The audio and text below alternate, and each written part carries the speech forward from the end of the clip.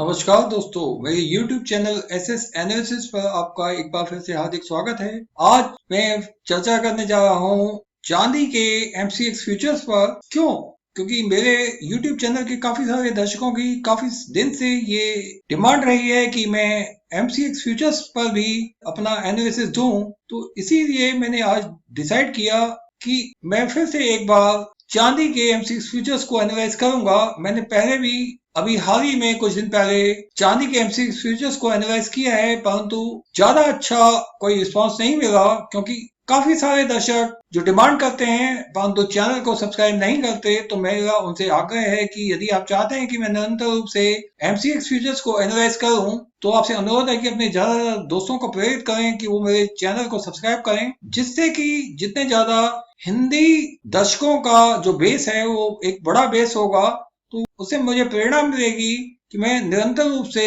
MCX futures पर अपने analysis देता रहूं हर कमोडिटी पर। तो कोशिश जारी रहेगी, आप भी थोड़ा एफर्ट करिए, मुझे प्रोत्साहन मिलेगा, मुझे अच्छा लगेगा यदि मेरे हिंदी के दर्शक ज्यादा होंगे, यानी MCX फ्यूचर्स के जानने के उत्सुक लोग ज्यादा होंगे, तो मैं अपने चैनल पर लगातार MCX फ्यूचर्स को एनालाइज करने की कोशिश करूंगा। तो यहाँ आप देख रहे हैं सिल्वर के MCX फ्यूचर्स को, जहां आप देख रहे हैं कि ये जो दो मैंने एरिया मार्क किए हैं, ये मार्क इसलिए हैं क्योंकि ये जो लेवल है, जब सिल्वर के MCX फ्यूचर्स ने एक हाई लगाया था 1 अप्रैल 2011 को, और उसके बाद हमने उससे अगले महीने में, तो यहाँ मैं आपको सबसे पहले बता दूं कि ये सिल्वर के MCX फ्यूचर्स का एक मंथली चार्ट है दोस्तों, इसे एक डेली या वीकली चार्ट मत समझना। इसमें जो एक कैंडल है वो एक पूरे मंथ के मूव को दिखाता है, ये आप याद रखें एक मंथली चार्ट में। तो यहाँ आप देख सकते हैं कि चांदी के MCX फ्यूचर्स ने अप्रैल 2011 में एक हाई लगाया था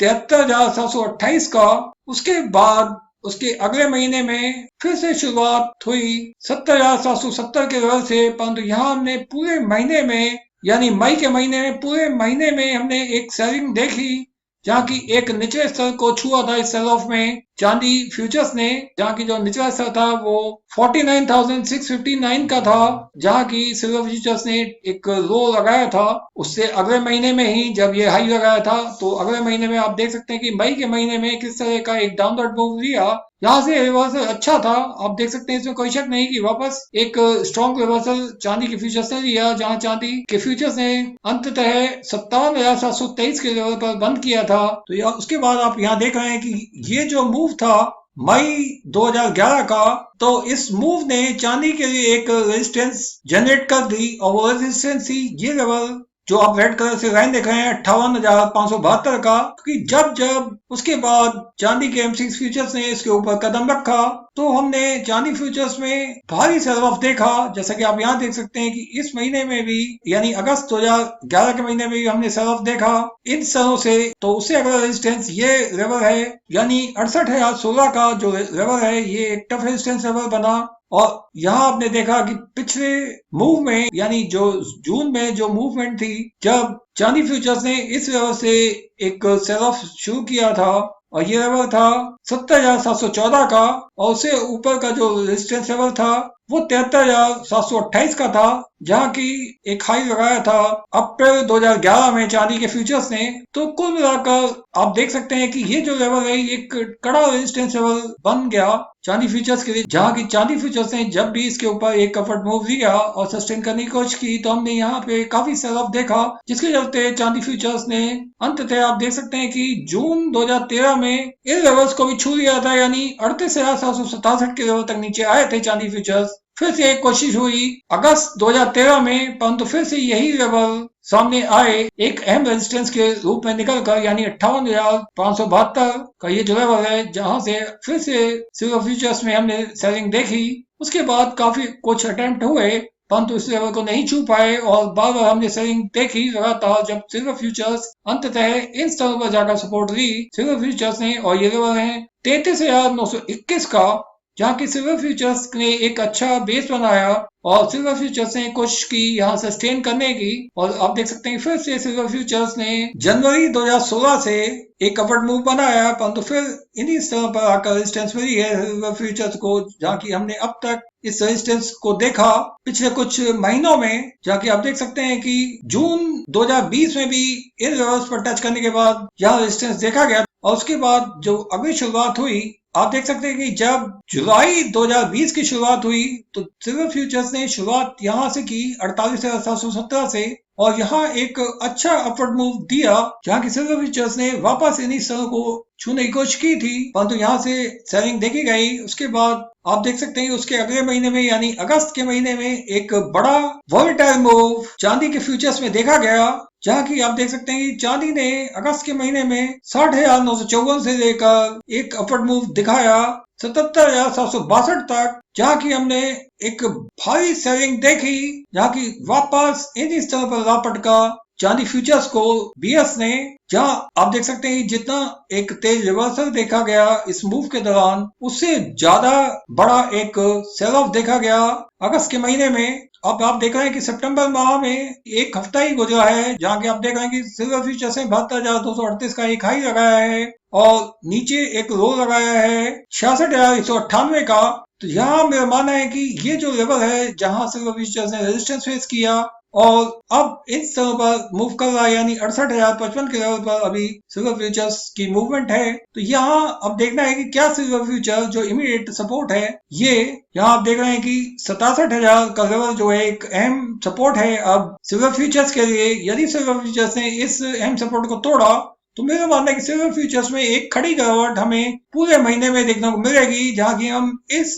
अहम सपोर्ट को, क्योंकि अब सिल्वर फ्यूचर्स का ये जो लेवल है ये एक सपोर्ट का काम करेगा, क्योंकि सिल्वर फ्यूचर्स इस अहम रेजिस्टेंस को तोड़कर ऊपर जा चुके हैं, उससे ऊपर ट्रेड कर रहे हैं। तो ये जो रेजिस्टेंस है, जब भी कोई कमोडिटी इसके ऊपर चली जाए तो वो रेजिस्टेंस है वो एक सपोर्ट में कन्वर्ट हो जाता है। तो इमीडिएट जो सपोर्ट होगा इस गिरावट में, तो पहला सपोर्ट होगा 67,000 का ये लेवल, और उससे अगला जो सपोर्ट मिलेगा सिल्वर फ्यूचर्स को वो मिलेगा 61,357 पर। और यदि सितंबर के महीने में, ध्यान से सुनिएगा दोस्तों, ये बड़ी समझने वाली बात है कि यदि सितंबर के महीने में सिल्वर फ्यूचर्स ने इस अहम सपोर्ट को तोड़ दिया, यानी 61,357 के नीचे एक कदम रखा, तो फिर देखना होगा कि क्या सिल्वर फ्यूचर्स जो अगला जो सपोर्ट है 58,572 का, क्या इसे बचा पाते हैं या नहीं। और यदि नहीं बचा पाते तो एक डाउनवर्ड मूव, तो यहाँ सिल्वर फ्यूचर्स के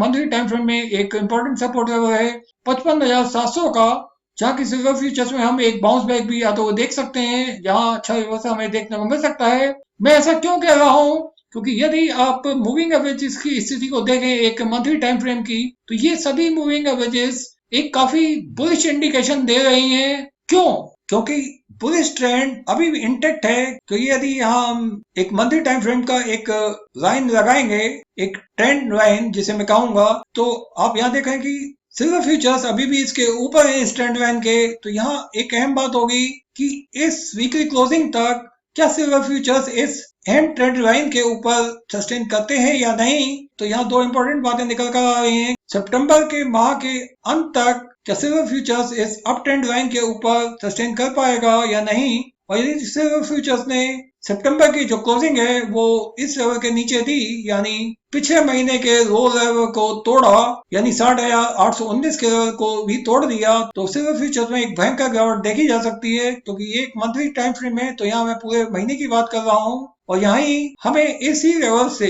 यानी ये जो लेवल है 60,819 का, यहाँ से हमें एक बाउंस बैक भी सिल्वर फ्यूचर्स में देखने को मिल सकता है इस महीने में। तो आप देखना होगा कि क्या सिल्वर फ्यूचर्स इस हफ्ते के अंत तक क्या इस ट्रेंड लाइन के ऊपर सस्टेन करते हैं या नहीं। क्योंकि बृहस्पतिवार को मीटिंग है ईसीबी की, यानी यूरोपियन सेंट्रल बैंक जो है, जिसकी पॉलिसी आने के बाद एक काफी बड़ी उथल पुथल इक्विटी मार्केट्स में और फॉरेक्स मार्केट्स में देखी जाएगी। वहीं प्रीशियस मेटल्स में भी एक भारी उतार चढ़ाव हमें देखने को मिलेगा, जिसके चलते हमें काफी बड़ा एक मूव सिल्वर फ्यूचर्स में देखने को मिल सकता है। तो यहाँ मैं आपको एक इम्पोर्टेंट बात ये बताना चाहूंगा कि यहाँ जो एक अप ट्रेंड मूव बनता है तो वहां आप देख रहे हैं कि ये जो अप ट्रेंड मैंने बनाया है ये, तो यहाँ जो गिरावट है वो काफी स्पीडली हो सकती है यदि, तो यहाँ मैं आपको बताना चाहूंगा कि यदि सिल्वर फ्यूचर्स ने इस हफ्ते की क्लोजिंग से पहले 68,114 के लेवल को तोड़ दिया, तो यहाँ मेरा मानना है कि सिल्वर फ्यूचर्स में एक खड़ी गिरावट हमें पूरे महीने में देखने को मिल सकती है, जैसा कि हमने यहाँ पे भी देखा सन 2011 में जिस तरह के मूव्स थे, उसी तरह के मूव्स हमें यहाँ देखने को मिल सकते हैं। और उससे अगले महीने में जिस तरह हमें यहाँ एक बाउंस बैक देखने को मिला था, यहाँ आप देख सकते हैं कि जुलाई के महीने में जिस तरह का बाउंस बैक हमने देखा अगस्त के महीने में, उसी प्रकार के बाउंसिंग मूव हमें अक्टूबर और नवंबर में देखने को मिल सकते हैं यदि सिल्वर फ्यूचर्स इस तरह तक आते हैं, तो यहाँ से हमें बाउंसिंग मूव्स भी देखने को मिलेंगे आने वाले महीनों में। तो यहाँ मेरा मानना है कि सिल्वर फ्यूचर्स में जो मूवमेंट हुई थी मई और जून के महीने में, इन महीनों के दौरान सन 2011 में, तो वही रेपिटेशन हमें यहाँ देखने को मिल सकता है। क्यों? क्योंकि यहाँ एक मंथली टाइम फ्रेम में इस तरह का ये जो कैंडल है ये एग्जॉस्टिव कैंडल बन चुका है, जो कि आने वाले खतरे की घंटी है। तो यहाँ मेरा मानना है कि यदि सिल्वर फ्यूचर्स ने आने वाले हफ्ते में यदि 63,900 के लेवल को तोड़ दिया, तो यहाँ हम इस एग्जॉस्टिव कैंडल का जो इम्पैक्ट है वो देखेंगे पूरी तरह से, जहाँ की सिल्वर फ्यूचर्स में जो गिरावट है एक भयंकर रूप ले सकती है। और वहां देखना होगा क्या सिल्वर फ्यूचर्स जो अगली सपोर्ट लेवल्स होंगे, जैसा कि मैंने अभी बताया 58,572 का और 55,701 का, तो क्या इसको डिफेंड कर पाते हैं या नहीं, या इन लेवल्स को भी टच करते हैं, यानी 49,928 का जो लेवल है यहाँ तक भी सिल्वर फ्यूचर्स नीचे आ सकते हैं आने वाले महीनों में। दोस्तों, मेरे वीडियो देखने के लिए आपका बहुत बहुत धन्यवाद। तो इसकी चर्चा हम आगे जारी रखेंगे आने वाले वीडियोस में। तो आपसे अनुरोध है कि यदि ये वीडियो आपको अच्छा लगा हो तो अपने ज्यादा दोस्तों के साथ शेयर करें। Thank you.